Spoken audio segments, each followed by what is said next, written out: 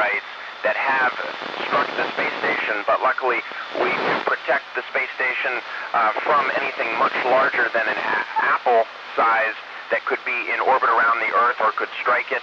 We track that from the ground and we help the International Space Station avoid orbital collision with an object that could potentially cause damage. But there definitely are small objects out there that can cause very minor damage to the exterior of the space station.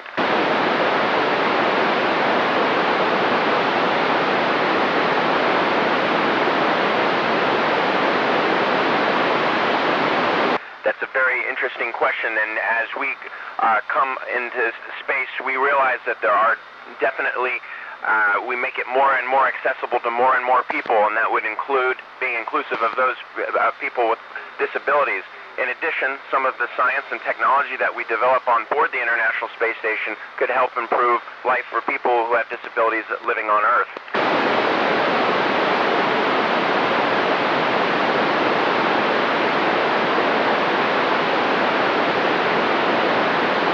My very good friend Nick Hague just returned to the Earth a couple of days ago, and it looks like it takes 2 or 3 days before you kind of feel normal again, and then you regain your strength over the subsequent weeks. So it does take some time to get used to.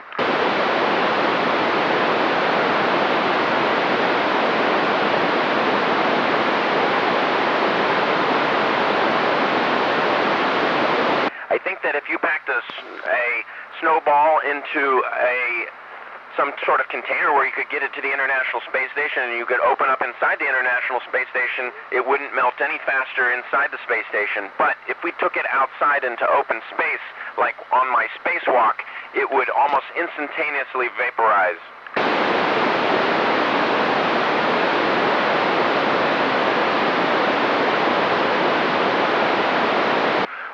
Presently, for operations on board the International Space Station, we ride to the International Space Station on board a Soyuz rocket launching from Kazakhstan, and then we return again to Kazakhstan when our mission is over.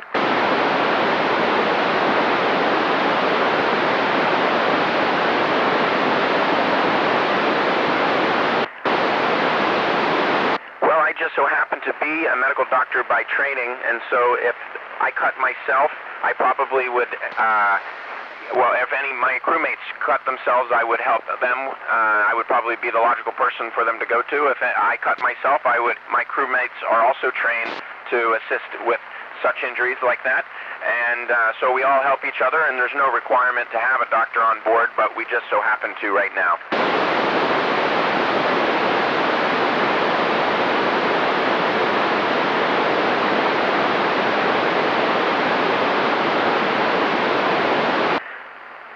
It seems like I dream like I do on Earth. Sleep is very good up here. It's very comfortable because your body doesn't require to move around. Without the absence of gravity, you don't shift positions as much as you do lying in a bed. And for that reason, I sleep well, and I sleep and dream normally.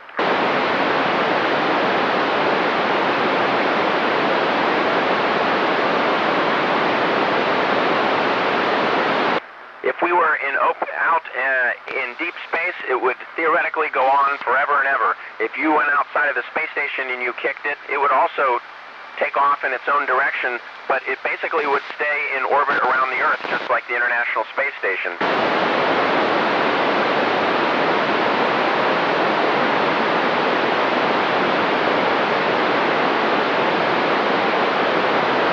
I definitely dreamed about going to space when I was a child. I also aspired and very much looked up to astronauts.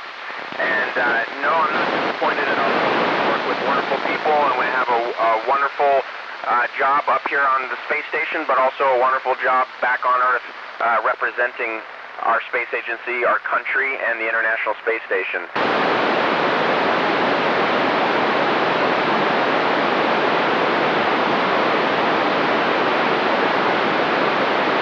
Well, as you can imagine, it's extremely exciting, but we receive years and years of training before we get to that point. So most astronauts describe themselves as very calm up to that point, and then when that rocket starts to accelerate and we feel the forces of that rocket accelerating faster and faster, we get very excited.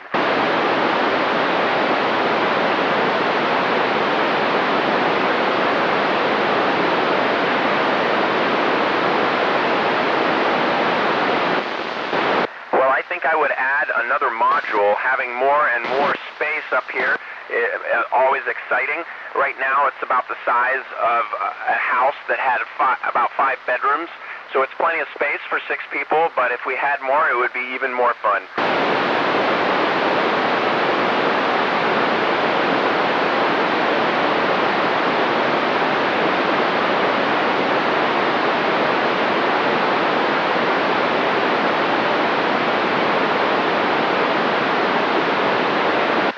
Actually, the only way that I would know that we were moving is when I look out the window and I see us traveling over the Earth. But if I don't look outside the window, the space station is extremely stable and there's no perception of motion at all. But in fact, we're traveling at 17,500 miles an hour.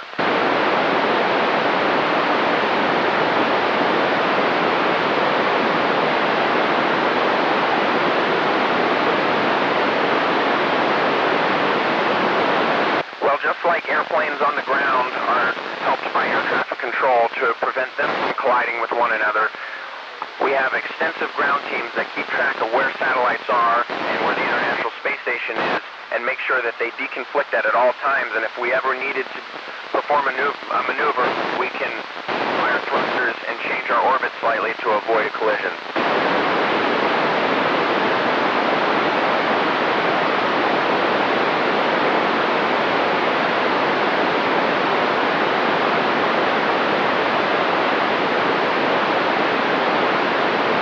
Certainly my first impressions looking back at the Earth was no concerns in terms of I felt very, very happy to be looking back at my home planet. It's such a beautiful planet. But the concerns I do have is that when I do look down at the Earth, I can see evidence that we as human beings do have an impact on our planet that we can see from space. There's clear evidence when we look down at it.